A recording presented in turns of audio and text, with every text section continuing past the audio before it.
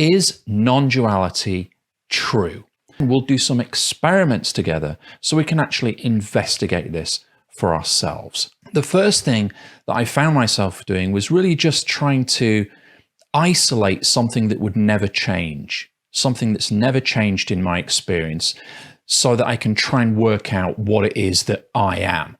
Now, this sounds weird to somebody who's not engaged in spiritual seeking, to somebody that's not kind of pulled back the veil of reality. They would say, well, of course, I'm a person, I'm a human being, my name is John Smith, I'm British, I'm 40 years old, and so on. They would qualify the I am of their state of being with all these different describing words. But when you drill down to it, you say, well, yeah, you're not the age, right? You've always been you. So, this is the exercise I would go through. Well, did I feel the same when I was 5? When I said I am 5, was that sense of I am the same that I say now when I say I am 50? Yes, it was the same. What about the body? Well, the body has changed dramatically from age 5 to age 50, but that sense of I am, that sense of I'm being, I am me, is the same. When I've looked in the mirror, sometimes, and as you reach later stages in life, you're kind of surprised at what you see and what stares back at you, because you feel a certain way. You feel like you've never really changed inwardly, and yet outwardly the appearance has changed. So over time, it occurred to me that there were a number of things that I was observing that were constantly changing, but there was only one thing that was never changing. And the one thing that was never changing was awareness or consciousness, that intelligence, if you like, of just being, that I am, had never changed. It never degrades. That sense of, the awareness of being, the things that appear on the screen always change. The way that you look, the emotions you feel, the thoughts you observe happening, the experiences in the world, they change constantly every single second. The awareness of them never changes. As you get older, that awareness doesn't degrade. You don't have an older awareness now. It's not like awareness is less aware now that I'm 50 than it was when I was 5 years old. The awareness has remained exactly the same. It's not degraded in any way. So that was kind of a pointer to me. Okay, that seems to be what I am, is awareness. Okay, so that was kind of like an inward kind of investigation, an inward self-inquiry into the nature of I am, into the nature of being. I'm not the body changes, it comes and goes. I'm not the mind, thoughts come and go, and I can't even control them. They're completely beyond my control. I can recognize that through meditation. I'm definitely not the emotions or the experiences I have, because obviously experiences come and go and float past. But the awareness of all these things remains constant, unchanging, seemingly eternal. Awareness has never not been. It's never not been, and it's never switched off. And I used to kind of believe that, when I fell asleep, that the awareness was kind of switched off because this body, had gone to sleep and there was no awareness during sleep. But now I really feel and experience that everything happens within awareness. There cannot be anything that happens outside of awareness. Otherwise, we wouldn't be aware of it. Like even the body, and again, initially I would think, well, the awareness is occurring in my brain. It's a function, it's a biological function of the brain. But if you investigate that, you would say, well, surely if I am the brain, I would know what I am. My body, my mind, or the body, the mind, would know what it is if it was itself. Surely. I mean, that just makes logical sense, doesn't it? You wouldn't think that anything could exist that had consciousness that would not recognize the nature of itself, right? Because it can certainly recognize the nature of other things. Surely the most easiest thing to recognize would be the nature of yourself. So I reasoned that if the mind cannot come up with You can't think your way to truth. You can't really think through what am I? Can I reason, with absolute certainty what I am? Now, again, from a scientific point of view, that people will say, well, you're a human being, your name's John Smith, you've done this. That's all just labels. That's just language, right? Really, that's, even human, even man, even person, all of that is just man-made. I remember when I was at school and we were set this exercise to list, when I was very young, I think it was 7 or 8 years old, and we were asked to list natural things that were found in nature and things that were man-made. And I remember even back then, I questioned the teacher and I said, well, what's the difference? Because man-made is natural. A piece of plastic is natural because it's made by a man who is, or a woman or a human being who's part of nature. There's no, even back then, I sensed there was no real separation. So when you start investigating these things and you try and reason with the mind, you can only get so far with the mind.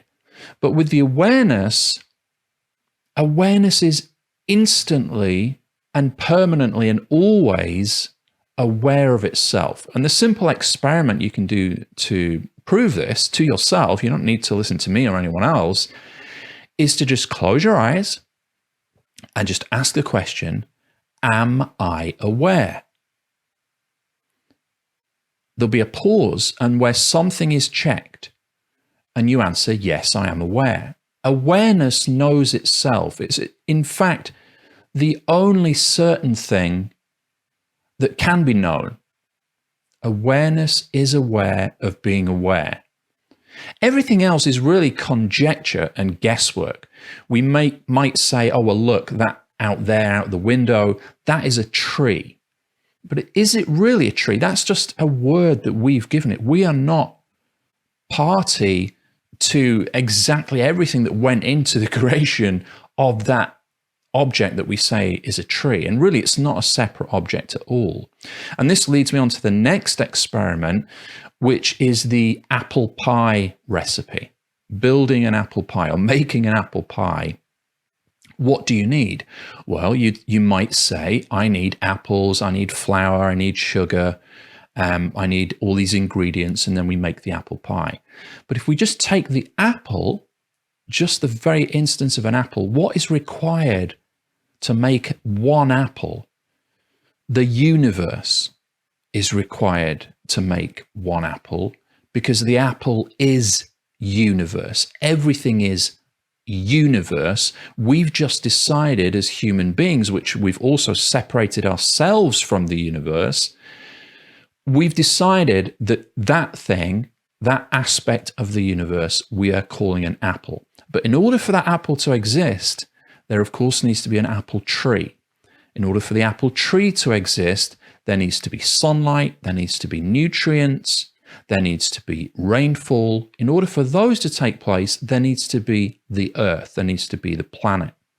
In order for that to take place, there needs to be the solar system and the balance of the other planets and the proximity to the sun. And in order for that to continue to exist in the way that it does and do what it does, there needs to be the universe. So the recipe for an apple pie requires the entire universe. Another extension of this experiment is this notion that many people believe they're separate. I'm separate. I'm here, John Smith, and I'm looking out at the universe and I'm going to control things. I've got free will. I'm going to do whatever I want to shape the world and shape the universe and shape my experiences to my desires. I want to avoid the bad stuff. I want to attract the good stuff. And it's me versus the world. Not necessarily in a negative way, but just that there's this separation, duality. Okay. And I would wager 99% of the people on the planet believe this, or believe they're a separate individual. Okay. The next experiment is to say, well, try and exist just for an hour. We'll make this easy. Try and exist for the next hour outside of the universe. Okay. Outside of the, just try and leave the universe for the next hour and see how you get on as a separate entity without the universe, without water, without sunshine, without the planet, without the solar system, without the galaxy, and without the universe. You are the universe. I am the universe. There is only universe. Another word for this is everything, or the one, or oneness, or spirit, or awareness. Some people with religious beliefs call that God. There is only this one, and you are that. Over time, the ego has taken control. Humans have divided everything up, and obviously it does help to live life, to know that a glass is a glass and a tree, so-called, is a tree. It helps to have these labels and these divisions.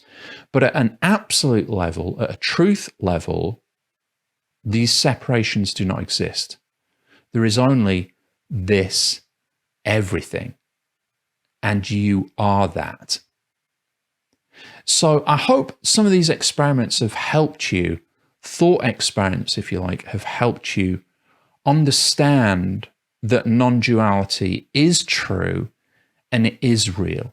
Now, you may find, as I did when I was first exposed to some of these realizations, that you flip back and forth between, oh yeah, everything is one, I'm just everything, I'm not a separate person, but then you flip back to a state of separation and feeling you're separate to everything else. That is a natural oscillation. It's a natural process that happens as your mind and your body try and assimilate and try and adapt to what you've seen. Because the deepest truth is beyond language, it's beyond the mind, and it's beyond any kind of action. So it kind of feels futile to be taking any kind of action, trying to think your way through this, or trying to feel your way into this kind of awakening and this deeper truth, when it kind of just wakes up to itself. Okay, the truth will out. It will get out eventually. But it's not a complex thing to remind yourself of. This is not something you need to attain. It's not something you've not got. It's just something you've forgotten. And the easiest way to remind yourself of it is just to do that very simple exercise of closing your eyes. Am I aware? Yes. Okay, so the question, am I aware, is a thought. Am I aware? The place you go to and what occurs in order to derive the confirmation that you are aware is not a thought. That is awareness itself, being aware of being aware. And that is your truest state, your true nature. And that cannot be disputed in any way. Anything else can be disputed. Anything else can be disproven or can be shown to be a meaning, a meaning that's been attributed to something, or just a label or a division. But that sense of being aware, the I am, is all there is. It's just being. You are being. The tree is being. The stone is being. The microphone is being. There is a human being. Everything is just being. And that's all there is. Beingness. I hope this has helped.